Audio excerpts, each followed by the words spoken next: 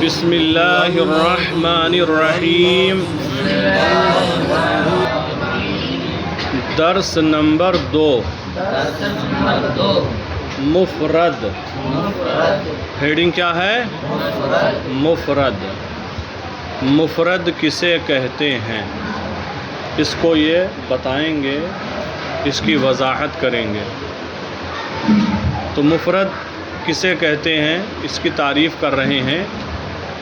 مفرد وہ موضوع لفظ ہے جو تنہا ہو۔ مفرد وہ موضوع لفظ ہے جو تنہا ہو، یعنی اکیلا ہو۔ اسی کو کلمہ بھی کہتے ہیں۔ اسی کو مفرد کا دوسرا نام کیا ہے؟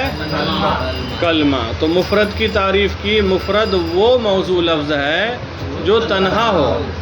اور کلمے کی تعریف کیا ہوگی؟ کلمہ وہ موضوع لفظ ہے جو تنہا ہو۔ کلمہ وہ موضوع لفظ ہے جو تنہا ہو۔ مفرد وہ موضوع لفظ ہے جو تنہا ہو، اسی کو کلمہ بھی کہتے ہیں۔ جیسے محمود، کیا یہ کیا ہے؟ محمود مفرد ہے اور اسی کو کلمہ بھی کہتے ہیں۔ پذیرفت، یہ کیا ہے؟ یہ بھی مفرد ہے، اسے کلمہ بھی کہتے ہیں۔ کیا ہے؟ یہ مفرد ہے، تنہا ہے نا۔ پھر ہے از، یہ بھی کیا ہے؟ مفرد ہے۔ تو دیکھیں الحمدللہ رب العالمین۔ مفرد وہ موضوع لفظ ہے جو تنہا ہو۔ جیسے کہ ہم کہیں حسیب، یہ کیا ہے؟ شانب، شہباز، رضوان، مستقیم، ارشان، مناظر۔ مناظر کیا ہے؟ یہ بریلی شریف، بریلی، شاہجہان پور، رامپور، مراد آباد، از، بر، من، الا، وغیرہ وغیرہ۔ ٹھیک ہے۔ مفرد وہ موضوع لفظ ہے جو تنہا ہو، اسی کو کلمہ بھی کہتے ہیں۔ جیسے محمود، پذیرفت، از۔ پھر آگے دیکھیں، کلمے کی 3 قسمیں ہیں۔ کلمے کی 3 قسمیں ہیں۔ پہلی قسم اسم، دوسری قسم فعل، تیسری حرف۔ کلمے کی 3 قسمیں ہیں، اسم، فعل، حرف۔ کلمے کی 3 قسمیں ہیں، اسم، فعل، حرف۔ اب اسم کسے کہیں گے؟ فعل کسے کہیں گے؟ حرف کسے کہیں گے؟ یہ آپ کو آگے بتا رہے ہیں، ہر ایک کی تعریف لکھی ہوئی ہے۔ دیکھیں، اسم وہ کلمہ ہے جس سے کسی شخص، کسی جگہ یا کسی چیز کا نام معلوم ہو۔ اسم وہ کلمہ ہے جس سے کسی شخص یا کسی جگہ یا کسی چیز کا نام، یعنی اگر کسی شخص کا نام ہے تو وہ بھی اسم ہے، کسی جگہ کا نام ہے وہ بھی اسم ہے، اور کسی چیز کا اگر نام ہے تو وہ بھی اسم ہے۔ جیسے حامد کیا ہے؟ محمود، خالد، عابد، شاہد، اکبر، اصغر، غلام نبی۔ تو جو بھی کسی کا نام ہے کیا ہے؟ اسم ہے۔ یا کسی جگہ کا نام ہو، یا کسی، جیسے مدینہ، مکہ، بریلی، اجمیر، بغداد، یہ سب اسم ہیں۔ ٹھیک ہے۔ یا کسی چیز کا نام ہو، جیسے رجسٹر، کتاب، موبائل، تپائی، کاپی، جبہ، ٹوپی، چشمہ۔ بات سمجھ میں آ گئی؟ کسی شخص کا نام ہو، یا کسی جگہ کا نام ہو، یا کسی چیز کا نام ہو۔ تو یہ سب کیا ہیں؟ اسم میں داخل ہیں۔ دیکھیں، اسم وہ کلمہ ہے جس سے کسی شخص، کسی جگہ یا کسی چیز کا نام معلوم ہو، جیسے زاہد، یہ کسی شخص کا نام ہے۔ اعظم گڑھ، یہ کسی کتاب، کسی چیز کا نام ہے۔ تو اسم کی تعریف سمجھ میں آ گئی؟ اسم وہ کلمہ ہے جس سے کسی شخص، کسی جگہ یا کسی چیز کا نام معلوم ہو، جیسے زاہد، بریلی شریف، کتاب۔ فعل، فعل کسے کہیں گے؟ فعل کی تعریف یہاں سے کر رہے ہیں۔ فعل وہ کلمہ ہے جس سے کسی کام کا کرنا یا ہونا سمجھا جائے۔ تفصیل المصادر میں پڑھ چکے ہو۔ فعل وہ کلمہ ہے جس سے کسی کام کا کرنا یا ہونا سمجھا جائے اور اس میں زمانہ بھی پایا جائے، فعل میں زمانے کا ہونا ضروری ہے۔ بغیر زمانے کے فعل ہو سکتا ہے؟ نہیں ہو سکتا ہے۔ تو فعل وہ کلمہ ہے جس سے کسی کام کا کرنا یا ہونا سمجھا جائے اور اس میں زمانہ بھی پایا جائے، جیسے خواند۔ کیا ہے؟ خواند فعل ماضی کا صیغہ ہے۔ خواند کا ترجمہ کیا ہوگا؟ اس نے۔ واحد غائب کا صیغہ ہے، اس نے۔ نویسد، یہ کون سا فعل ہے؟ فعل کون سا ہے؟ ماضی ہے، مستقبل ہے، امر ہے، حال ہے، کیا ہے؟ نویسد کیا ہے؟ فعل ہوش میں آؤ، کیا ہے؟ فعل مضارع، کیا ہے؟ فعل ترجمہ کیا ہوگا؟ نویسد وہ لکھتا ہے یا لکھے گا یا لکھے، فعل مضارع ہے۔ تو فعل وہ کلمہ ہے جس سے کسی کام کا کرنا یا ہونا سمجھا جائے اور اس میں زمانہ بھی پایا جائے، جیسے کہ ریحان نے ناشتہ کیا۔ ناشتہ کیا یہ فعل ہے یا نہیں ہے؟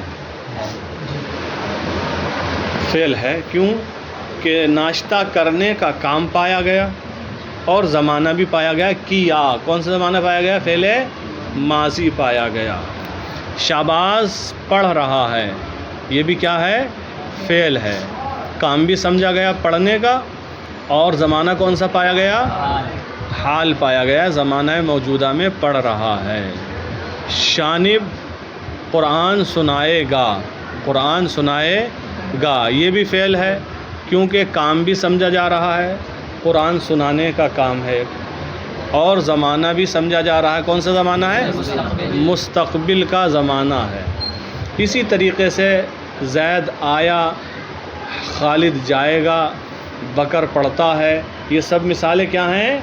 فعل ہیں، چونکہ ان کے اندر کسی کام کا کرنا یا ہونا بھی سمجھا جا رہا ہے اور زمانہ بھی پایا جا رہا ہے۔ ڈاکٹر عبدالعلیم حج کرنے گئے، یہ فعل ہے یا نہیں ہے جملے میں؟ اس جملے میں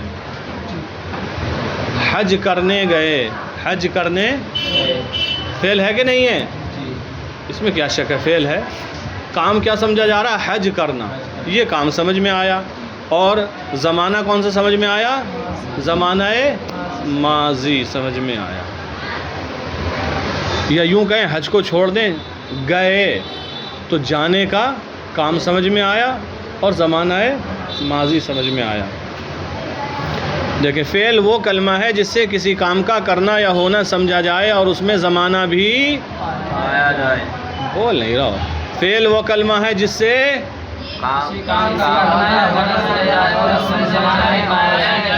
اور اس میں زمانہ بھی، جیسے ریحان بولے گا، جیسے لکھا تو ہے، پڑھ تو دے، اردو پڑھنا نہیں آتا ہے۔ جیسے خواند، ماضی کا صیغہ ہے خواند، خواند پڑھو گے تو مضارع ہو جائے گا۔ اعراب لگا ہے یہاں خواند ہی ہے، یہ خواند نہیں ہے۔ خواند ترجمہ اور دوسری مثال وہ لکھتا ہے یا تو اسم کی تعریف ہو چکی، فعل کی تعریف ہو چکی، اب آگے حرف ہے۔ حرف کی تعریف کیا ہے؟ حرف کسے کہتے ہیں بتایا۔ حرف وہ کلمہ ہے جو خود سے اپنا کوئی خاص معنی نہ بتائے۔ حرف وہ کلمہ ہے جو خود سے اپنا کوئی خاص معنی نہ بتائے بلکہ دوسرا کلمہ ملانے کے بعد بتائے۔ اپنا خاص معنی بلکہ کوئی دوسرا کلمہ ملانے کے بعد بتائے، جیسے در، بر، را، یہ سب فارسی میں حروف ہیں۔ در، بر، با، تا، سبھی پڑھا ہے نا، یہ حروف ہیں، فارسی کی پہلی میں پڑھا ہوگا آپ نے۔ تو حرف وہ کلمہ ہے جو خود سے اپنا کوئی خاص معنی نہ بتائے بلکہ دوسرا کلمہ ملانے کے بعد بتائے، جیسے در، بر، را۔ اب ایک چیز ہے، کہا کہ حرف وہ کلمہ ہے جو خود سے اپنا کوئی خاص معنی نہ بتائے۔ مثال دی، جیسے در، در کا معنی تو معنی تو بتا دیا اس نے۔ بر کا معنی پر، معنی تو بتا دیا۔ را کا معنی کو، کے، وغیرہ لیے بھی ہوتا ہے، تو معنی تو بتا رہا ہے۔ تو مطلب یہ ہے، یہ معنی بتا رہا ہے لیکن یہ معنی کوئی خاص معنی نہیں ہے، پورا نہیں ہے، یہ محتاج ہے۔ یہ خاص معنی اسی وقت بنے گا جب حرف کو کسی جملے میں استعمال کیا جائے، جب کسی، تو اس صورت میں یہ اپنا خاص معنی بتائے گا۔ ابھی معنی تو بتائے گا لیکن ناقص معنی ہوگا۔ حرف ہے نا یہ، بغیر ضم ضمیمہ میں کے اپنا کوئی خاص معنی نہیں بتا۔ ضم ضمیمہ یعنی کسی کو ملائے بغیر اپنا خاص معنی نہیں بتاتا ہے۔ دیکھیں، حرف وہ کلمہ ہے جو خود سے اپنا کوئی خاص معنی نہ بتائے بلکہ دوسرا کلمہ ملانے کے بعد بتائے، جیسے در، ہم کہہ سکتے ہیں خالد در خانہ است۔ خالد، ترجمہ کیا ہوگا؟ خالد در خانہ است، گھر میں ہے۔ خالد گھر میں ہے، خالد در خانہ است، خالد گھر میں ہے۔ تو اب در کا معنی صاف سمجھ میں آیا کہ گھر میں بتایا۔ ایسے ہی کتاب بر تخت است، کتاب، تو بر کا معنی اب خاص معنی ظاہر ہو گیا کہ بر کا معنی یہاں تخت پر ہے۔ را، ای قلم را یا ای کتاب حامد را بھی دے، حامد کو دے، تو اب را کا معنی کو ہوا، اب خاص معنی بتایا۔ حرف وہ کلمہ ہے جو خود سے اپنا کوئی خاص معنی نہ بتائے بلکہ دوسرا کلمہ ملانے کے بعد بتائے، جیسے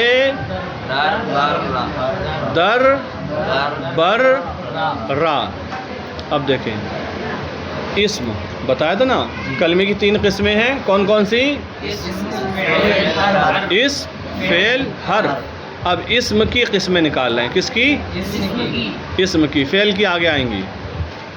اسم کی قسمیں بتاتے ہیں، بناوٹ کے اعتبار سے اسم کی 3 قسمیں ہیں۔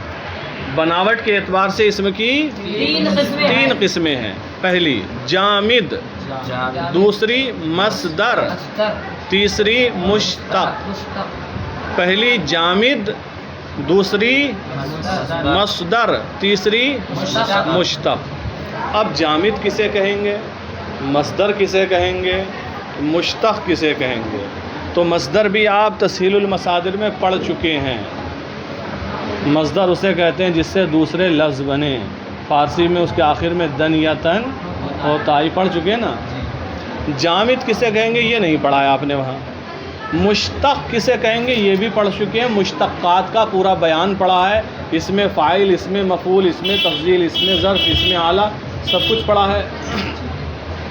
چل دیکھ، بناوٹ کے اعتبار سے اسم کی 3 قسمیں ہیں، پہلی دوسری تیسری مشتق۔ اب جامد، جامد کیا ہے اس کو بتا رہے ہیں۔ جامد وہ اسم ہے جو نہ خود کسی کلمے سے بنا ہو اور نہ ہی اس سے کوئی کلمہ بنے۔ جامد وہ اسم ہے جو نہ خود کسی کلمے سے بنا ہو اور نہ ہی اس سے کوئی کلمہ بنے، وہ کسی اور سے بھی نہیں بنا ہے، وہ کسی اور سے، اور کسی اور کو اپنے سے بننے بھی نہیں دے گا۔ کہ بھئی جب میں کسی سے نہیں بنا ہوں تو تو مجھ سے کیوں بنے گا؟ وہ کسی اور سے بنا بھی نہیں ہے اور اس سے کوئی دوسرا کلمہ اسم بنے گا بھی نہیں. جیسے اسب، جیسے کس سے بنا ہے؟ یہ جو لفظ اسب ہے، اسب کا کلمہ ہے، یہ کس سے بنا ہے؟ یہ کسی سے نہیں بنا ہے. بات سمجھ میں آ رہی ہے؟ مرد کس سے بنا ہے؟ اسب یہ مت کہنا گھوڑی سے بنا ہے، گھوڑی سے پیدا ہوا تھا. مرد کس سے بنا ہے؟ عورت کا بچہ عورت سے پیدا ہوا تھا. یہ جو مرد ہے، خود لفظ یہ جو لکھا جا رہا ہے، ہم بول رہے ہیں مرد، یہ کس سے بنا؟ اب جیسے ہے پرورندہ، کیا ترجمہ ہوگا؟ ہم یہ پوچھیں کس سے بنا ہے، بتاؤ. پرورندہ کس سے بنایا؟ بے پرور سے. کس سے؟ فعل امر سے بناتے نہیں بناتے اس میں فاعل. ہم پوچھے پرورندہ کس سے بنا ہے تو آپ کیا کہیں گے؟ فعل امر سے. ہم پوچھے بے پرور فعل امر کس سے بنا ہے تو آپ کہو گے مضارع سے. کیا کہو گے؟ مضارع سے. ہم پوچھے پروردہ باشد کس سے بنا ہے؟ ماضی مطلق سے. ماضی مطلق کے آخر میں ہا باشد بڑھا کر ہی تو ماضی احتمالی بناتے ہیں. بات سمجھ میں آ رہی؟ تو بہت سے کلمے ایسے ہوتے ہیں جو دوسروں سے بنے ہوتے ہیں، اور وہ بھی ہوتے ہیں بعض جو کسی سے بنے نہیں ہوتے ہیں. پھر کچھ وہ ہوتے ہیں جو خود بھی کسی سے بنے ہوتے ہیں اور ان سے بھی کوئی بنتا ہے. جیسے مضارع سے امر بنا، اور امر سے کیا بنتا ہے؟ اس میں، اور اس میں فاعل سے کیا بنتا ہے؟ اس میں تفضیل بنتا ہے. اس میں فاعل کے آخر میں تر زیادہ کر کے اس میں تفضیل بناتے ہیں. تو کچھ کلمے وہ ہوتے ہیں جو کسی اور سے بنے ہوتے ہیں، پھر ان سے بھی کوئی بنتا ہے. کچھ وہ ہوتے ہیں جو کسی سے نہیں بنتے اور ان سے بھی کچھ نہیں بنتا ہے. تو جو نہ خود کسی سے بنا ہو نہ اس سے کوئی دوسرا بنے، اسی کو کیا کہتے ہیں؟ جامد. کیا کہتے ہیں؟ نقطہ مت لگانا نیچے، جامد او نقطہ مت ہٹانا اس پہ سے، جامد پہ سے، ورنہ کیا ہو جائے گا؟ ہاں دیکھیں، جامد وہ اسم ہے جو نہ خود کسی کلمے سے بنا ہو اور نہ ہی اس سے کوئی کلمہ بنے. جیسے اسب، یہ کسی سے نہیں بنا ہے. اسپد سے نہیں بنا. آپ سوچو گے مضارع تھا اس سے بنا ہے یہ اسب، یا اسپد ماضی تھا اس سے بنا ہو. اسب. مرد یہ بھی کسی سے نہیں بنا، اس سے بھی کوئی دوسرا کلمہ نہیں بنے گا. گل یہ بھی کسی سے اور اس سے بھی کوئی دوسرا کلمہ. تو گل بھی پڑھ سکتے ہیں اسے اور گل بھی پڑھ سکتے ہیں. گل مانے پھول، گل مانے، اور گل مانے مٹی، گل مانے مٹی. تو جامد کی تعریف سمجھ میں آ گئی. پھر ہے مصدر. مصدر وہ اسم ہے جو کسی چیز کے ہونے یا کرنے کو بتائے. مصدر وہ اسم ہے جو کسی چیز کے ہونے یا کرنے کو بتائے اور اس میں کوئی خاص زمانہ نہ ہو. یہاں پر انہوں نے مصدر کی تعریف تسہیل المصادر سے کچھ ہٹ کر کی. وہاں کیا تھا؟ مصدر وہ اسم ہے جس سے دوسرے لفظ بنیں گے یہاں بھی، لیکن تعریف بدل دی ہے وہاں سے کہ مصدر وہ اسم ہے جو کسی چیز کے ہونے یا کرنے کو بتائے اور اس میں کوئی خاص زمانہ نہ ہو. تو مصدر وہ اسم ہے جو کسی چیز کے ہونے یا کرنے کو بتائے گا. جیسے آنا، جانا، پڑھنا، سونا، اٹھنا، جاگنا، دوڑنا، بھاگنا، سونا، گھر آنا، کھانا، نہانا، لکھنا، صفائی کرنا، کھانا بانٹنا، کھانا لینا وغیرہ وغیرہ. اردو میں تو مصدر کے آخر میں نہ آتا ہے. تو مصدر وہ اسم ہے جو کسی چیز کے ہونے یا کرنے کو بتائے اور اس میں کوئی خاص زمانہ نہ ہو. اب آگے بتاتے ہیں. دیکھیں وہی چیز آ رہی ہے. مصدر سے اسم اور فعل بھی نکلتے ہیں. وہاں کہا تھا مصدر وہ ہے جس سے دوسرے لفظ بنے. یہاں کہہ رہے ہیں مصدر وہ اسم ہے، مصدر سے اسم اور فعل بھی نکلتے ہیں. مصدر سے اسم اور فعل بھی نکلتے ہیں. فارسی میں مصدر کے آخر میں دن یا تن ہوتا ہے. یہ تو بہت آسان بات ہے. فارسی میں مصدر کے آخر میں دن یا تن ہوتا ہے، اور اگر اس کا اردو ترجمہ کیا جائے تو آخر میں نا آتا ہے. کیا آتا ہے؟ کھانا، پینا، اٹھنا، بیٹھنا، آنا، جانا، چلنا، پھرنا، سونا، جینا وغیرہ وغیرہ. اور اگر اس کا یعنی مصدر کا مصدر کا اردو میں ترجمہ کیا جائے تو آخر میں نہ آتا ہے۔